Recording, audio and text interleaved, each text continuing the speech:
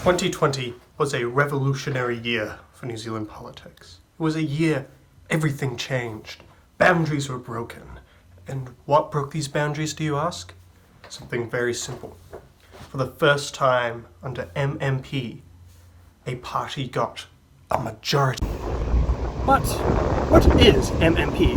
Well, firstly, it is an acronym. It stands for Mixed Member Proportional, not to be confused with other acronyms such as My Mum Patricia or Mad Muppet PAX. MMP is the electoral system that we use to elect our MPs, the people who represent us in Parliament. It is a system designed to prevent one party from dominating the legislature. But why do they care about this? Why did they implement these changes to stop one party from dominating? Does Labour's victory upend these problems? Will they ever stop talking? Does this change the world? In 1854, the British colonists came together to establish a government to rule over New Zealand. They aimed to create a new government, one unique to New Zealand, one that reflected democratic values, a brand new, unique system. I'm lying. They copied and pasted the British system. This copy and pasted system includes something called FPTP, which stands for Frank's Pasta Totally Pops, but it also stands for First Past the Post, which is more relevant. Under FPTP, there are a bunch of districts on a map called electorates. In these electorates, candidates will run and then they will go to rallies, go to debates, and knock on doors. Then, on election day, the people living in this electorate will go and vote for the candidate they like most, and the candidate that gets the most votes will become the representative of that electorate. Repeat this 100 times across the country, and that's how you elect MPs. Nice and easy. Except, no! It's not nice and easy. There are actually multiple major issues with First Past the Post. 1. Voters often don't vote for a candidate based on their own merits. They usually vote for a candidate depending on the political party they're part of. 2. In an electorate, you don't have to get over 50% of the vote to win. You just have to get the most votes. As a result, in a hypothetical election, if a bunch of candidates all run in the same electorate, the one who wins could win with only about 20% of the vote. And 3. Electorate votes are not tied to the national vote. So as a result, a party can win the most electorates and gain a majority, but not get the most votes in an election overall. Oh, but this must be pretty unlikely, you say. Well, it has happened before. Robert Muldoon's National Party, in the 2 out of 3 elections they competed in, actually got less votes compared to the Labour Party, but still won the most electorates, and therefore a majority. Well, that sucks and all, but is it really worth going through the process of changing an entire electoral system just because it has some flaws? Surely there was some sort of series of events that led to people going against the electoral system and in favour of MMP? Well, that's actually correct. But what are these events, you say? One major influencing factor was how much power a party wielded once they were in government. Policies such as the Think Big program under Robert Muldoon and Rogernomics under David Lange upended the lives of many New Zealanders. And these programs are able to be implemented due to the fact there are almost no checks on the government's power. After so much rapid political change, people just wanted things to slow down. And part of the blame for all this political turbulence was put on the fact that Labour and National completely dominated the legislature, and every single other third party was shut out. For example, in 1981, the Social Credit Party, despite earning more than 20% of the vote, only won 2 out of the 95 seats in Parliament. Meanwhile, in 1984, the New Zealand Party received 12% of the vote, but won 0 seats.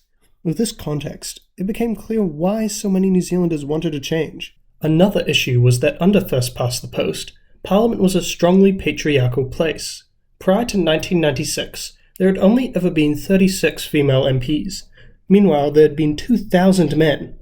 When around half of voters are female and an overwhelming majority of Parliament is male, then it's no wonder people began questioning the system. As well as this, representation of Maori within Parliament was also extremely lacking, with few Maori MPs serving outside the designated Maori seats. In 1985, as a result of all this sentiment, the government established a royal commission to look into ways to improve the electoral system.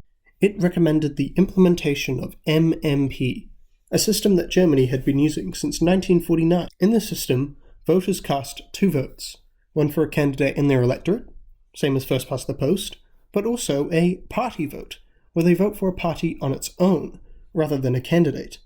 The percentage of votes a party gets will determine the percentage of seats they receive in Parliament, and these seats are filled by MPs who are directly chosen by the party.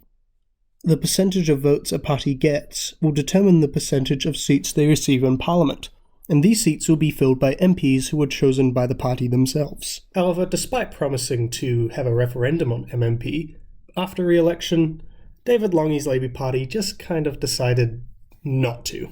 National criticised the government for ignoring the will of the people, but however, upon their ascension in 1990, they proceeded to also ignore MMP. However, the government relented, and in 1993, New Zealand voted to change its voting system to MMP. So, what are the positives of MMP? 1. More parties are in Parliament today than back in 1984. Back then, there were only 3 parties in Parliament, with the third only having 2 seats. Today, that number is 5, with the highest being back in 2005, when there was 8. 2. An end of absolute rule. Because of this newfound party diversity, the larger parties would have to enter into coalition in order to get anything done. 3. Since there are greater checks and balances in power because of these coalitions, massive reforms and painful legislation like Rogernomics or Think Big could be prevented or dumbed down, preventing it from harming as many people. Diversity within Parliament has also grown significantly since MMP's implementation. Women now make up almost half of the seats in Parliament, where they once made up only a fraction. Maori also have greater representation within Parliament, as party lists allow for parties to represent the demographic makeup of New Zealand more accurately. Wow, that sounds like a perfect system, you may be saying. I bet there's no flaws with this whatsoever. Chances are you are not saying this, but just in case you are, actually MMP does have a number of flaws to it. 1. Parties have greater control over their MPs because of the party list. MPs have less independence to say or do anything they want, because if the party doesn't like what they do or say, it could lead to them being demoted or kicked off the list entirely, which decreases dissent and discussion within a party, something that is harder to do under a first-past-the-post system. 2. Can lead to the prevalence of kingmaker parties, who are smaller parties who hold the balance of power within Parliament, and have the power to decide who will end up in government. An example of this is NZ First, a party led by Winston Peters, a populist party who have been in the kingmaker position not once, not twice, but 3 times. Now, this is all fine and dandy, but we have to remember that in 2020, Labour did win a majority. So, what happens to a system whose entire purpose is to prevent one party from having a majority when a party does get a majority? Following the election, Labour entered into a cooperation agreement with their allies the Greens, despite having the numbers to do whatever they wanted. So, why did they bother? The main reason is so they could keep up the appearance of a coalition, so that they at least appear to be working with other parties, the way that New Zealanders are used to. This is also apparent in their actions, where despite promising for years, for example, to implement a capital gains tax, when they finally had the chance to do anything they wanted, capital gains tax is suddenly off the menu. A moderate and consensus-building model is now seen as essential to being in government. In conclusion, MMP was implemented because of people's frustration with government. They did not see their votes being translated into what they wanted to happen. And while MMP is an imperfect system, it has broadly done this. There's now much more diversity and cooperation in Parliament, and when a party wins a majority of seats, it's because they won a majority of votes. And not only that, but it has changed the very culture of politics in New Zealand itself. The actions of the pre-MMP era are almost unthinkable today, and there's now much more focus on consensus building and moderate decision making in government.